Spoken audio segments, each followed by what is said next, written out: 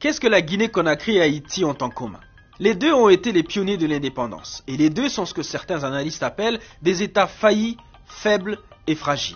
Et on pourrait se demander, mais pourquoi ces deux pays ne s'en sortent pas? Quand on dit pourquoi est-ce que les Haïtiens ils peuvent pas sortir de ce trou, c'est comme si on met le pied sur le cou de quelqu'un et on leur dit soulevez-vous. Soulevez-vous. Tout avait été fait pour sanctionner la Guinée, pour faire en sorte que ce pays ne serve pas d'exemple à d'autres pays. Voici comment des puissants pays, dont la France et les États-Unis, ont puni deux anciennes colonies pour avoir osé revendiquer et gagner leur liberté.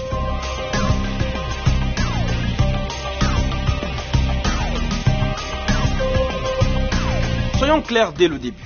Il revient aux dirigeants haïtiens et guinéens de sortir leurs pays respectifs du gouffre actuel. Mais si on s'arrête là, ce serait faire une analyse beaucoup trop simpliste, selon l'historienne Marlène Do, qui fait cette remarque sur le cas haïtien et les immixtions répétées des puissances étrangères. Après qu'ils ont empêché Haïti de traiter avec eux, d'exporter, d'importer des choses avec eux, après, lorsqu'ils ont finalement reconnu l'indépendance, ils ont dit « Oh, mais qu'est-ce qui se passe ici dans ce pays ?» Comme s'ils avaient rien à faire avec ça. Même scénario avec la Guinée-Conakry de Sékou Touré.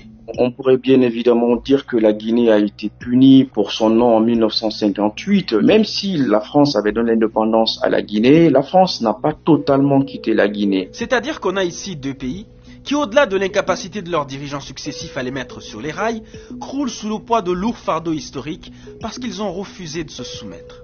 Je parle de facteurs géopolitiques et économiques externes qui ont contribué à les maintenir dans un état continu de sous-développement.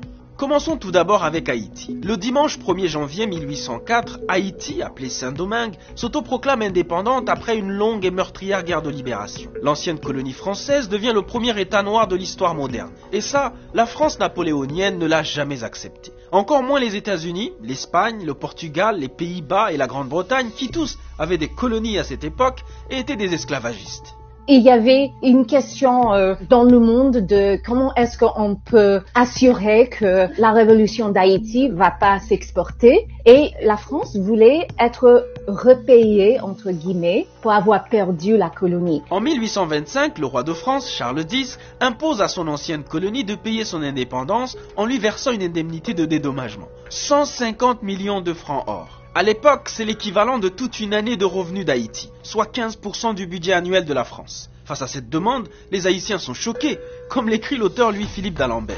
D'abord, ils sont indépendants de fait depuis le 1er janvier 1804. L'indépendance, ils l'ont déjà payée au prix de leur sang. Ensuite, la somme requise dépasse de loin la réalité financière du pays, ruiné par des années de guerre. En 1838, le roi Louis-Philippe réduit l'indemnité à 90 millions, somme qui équivaudrait tout de même à 17 milliards d'euros d'aujourd'hui. Pour contraindre Haïti à signer l'accord, la France impose un blocus maritime.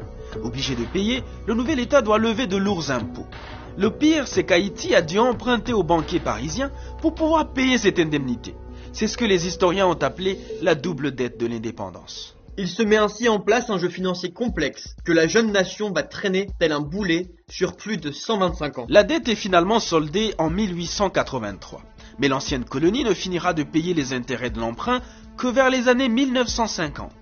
Donc, au lieu de bâtir une économie solide et se construire, les Haïtiens ont passé près de 200 ans à payer une indépendance qu'ils avaient déjà acquise. Et selon Louis-Philippe d'Alembert, l'économie de l'île qui s'est saignée pour honorer son contrat ne s'en est jamais relevée. Parce que dans le même temps, leurs recettes ravagées par des années de guerre et de blocus ont fondu, et le cours du café, leur principale ressource, avait considérablement baissé. Lorsque je vais dans les archives françaises, c'est comme si je vais sur un, comment dit-on ça en français, un crime scene. Parce que ils ont documenté tout.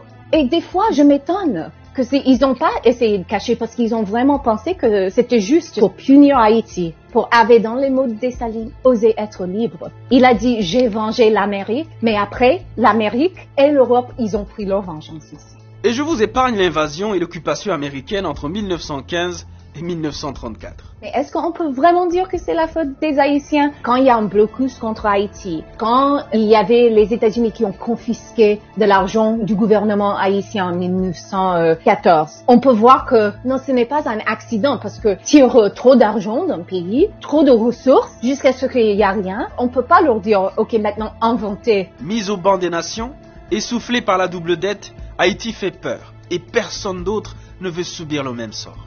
Par exemple, les départements entiers de la France aujourd'hui, Martinique, Guadeloupe, etc., ils peuvent dire, et cela arrive, oh, mais on veut pas être comme Haïti, c'est ça, les frais d'indépendance. Mais c'est pas vraiment juste parce que ils ont travaillé, les Français, les Américains, les Anglais, ils ont bien travaillé et fortement pour contribuer à cette situation. Et même dans l'histoire plus récente, il y a le Canada mêlé dans cette question. C'est le même mode opératoire qui a été utilisé par la France en Guinée.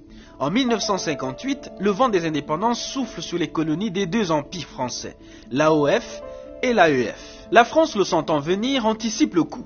Elle propose la création de la communauté française d'Afrique pour pouvoir partir sans partir. Mais quand la France de De Gaulle propose l'adhésion à cette communauté, elle ne s'attend pas à un non. Au milieu des oui, se fit entendre un non retentissant venu de Conakry. Nous préférons la pauvreté dans la liberté à la richesse dans l'esclavage. D'une manière ou d'une autre, c'était une sorte de remise en question d'une suprématie française dans ces colonies africaines. Donc naturellement, ceci ne pouvait pas être d'un très bon œil vis-à-vis du métropole. Pour essuyer cet affront, la France décide de déstabiliser la Guinée. Car en disant non, Conakry refuse aussi la monnaie commune, le franc CFA, que la France veut pour sa fameuse communauté. Et ici aussi, il fallait empêcher la fièvre guinéenne de contaminer les autres colonies. Nous devions déstabiliser Sékou Touré, le rendre vulnérable, impopulaire et faciliter la prise du pouvoir par l'opposition. Nous avons armé et entraîné ces opposants guinéens pour qu'ils développent un climat d'insécurité en Guinée et, si possible, qu'ils renversent Sékou Touré. Parmi ces actions de déstabilisation, il y a par exemple l'opération Persil, qui a consisté à introduire dans le pays une grande quantité de faux billets de banque guinéennes dans le but de plomber l'économie. Opération réussie puisque jusqu'aujourd'hui, l'économie guinéenne ne s'en est vraiment jamais remise. Pour vous en donner une petite illustration, 1 euro, un seul, vaut 11 565 francs guinéens. Mais Paris ne s'est pas arrêté là. La France a tout fait pour éviter que la Guinée soit admise au sein de l'ONU. D'ailleurs, tous les Guinéens le savent qu'après l'indépendance, la France a tout pris, y compris, on le dit d'ailleurs souvent par ironie, que même les câbles téléphoniques et autres ont été emportés par le colon du fait donc de ce nom historique de la Guinée. Mais peut-on dire pour autant que la Guinée s'en serait mieux portée si la France n'avait pas joué ce rôle déstabilisateur ? Oui, possiblement. On est amené à répondre par le oui parce que lorsque vous voulez amorcer votre développement et que vous avez une puissance aussi importante que la France et qui vous met les bâtons dans les roues, on peut être amené à dire oui. Mais sauf que c'est assez facile cela parce qu'en réalité, il appartenait aux dirigeants guinéens de travailler à cela, à cette prospérité-là. La responsabilité, elle est celle de la Guinée, celle de ses dirigeants. À quand des dirigeants guinéens haïtiens capables de sortir leur pays du marasme géopolitique et économique? Quand est-ce qu'Haïti et la Guinée pourront se relever des punitions qui leur ont été infligées?